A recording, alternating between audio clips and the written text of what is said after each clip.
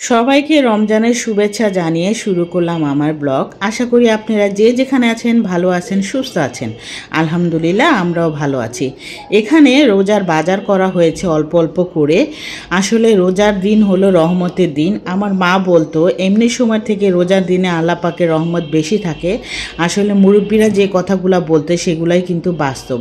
এখানে নিধির বাবা আবার আনারস এনেছিল, টমেটো এনেছিল। এগুলা আনার জন্য কে আমাকে টাকা পাঠালো সেটাই আপনাদের সাথে শেয়ার করব। আসলে রোজার দিনে রিজিক আল্লাহ তাআলা এমনি বেশি দিয়ে দেয়। আর এই যে এখন বাজারগুলো এনেছে এগুলো আবার আমার সব গুছিয়ে রাখতে হবে। আর এখানে এনে নিধির বাবা রেখে দিয়েছে, আস্তে আস্তে করে সব আমি এক এক করে গুছিয়ে নিব। আর সাথে আবার ইফতারিরও আইটেম কি করব সেটা চিন্তা ভাবনা করছিলাম। প্রতিদিন আর কি ভাজা পোড়া আমি চেষ্টা করব না। আজকে আবার অল্প করে নামিয়ে ফেললাম। এখানে আমি পেঁয়াজও ভাজবো। পেঁয়াজুর ডালটা আমি মুসুরির ডাল ব্লেন্ড করে এখানে আমি পেঁয়াজ কুচি, মরিচ কুচি, আদা রসুনের বাটা, জিরে গুঁড়া, হলুদের গুঁড়া, মরিচের গুঁড়া দিয়ে ভালোভাবে মেখে রেখে দেই। আর অল্প অল্প করে ভেজে আমার মেয়েদেরকে বের করে আমি আমার মেয়েদেরকে ভেজে দিই। আর প্রতিদিন ইফতারিটা ভাজবো না, আজকে ভাজলাম, ভাবলাম যে কালকে আর ভাজবো না। আসলে ভাজা পরোটা যত কম খাওয়া যায়।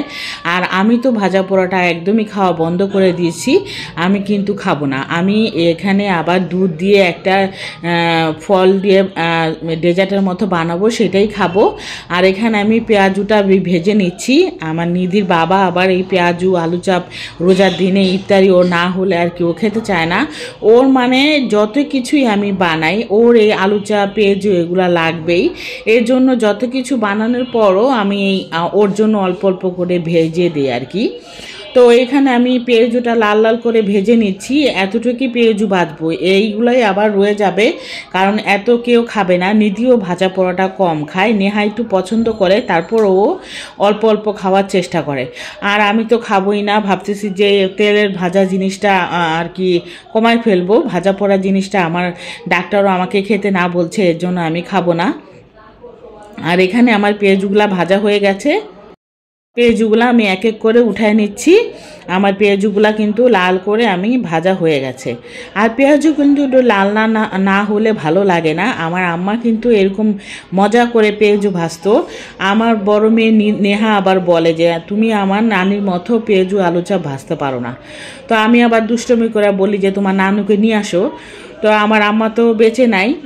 সবাই আমার আম্মার জন্য দোয়া করবেন, জানি আল্লাহ পাক আমার বাবা মা শ্বশুর শাশুড়িকে আল্লাহ পাক বেহেশত নসিব করে।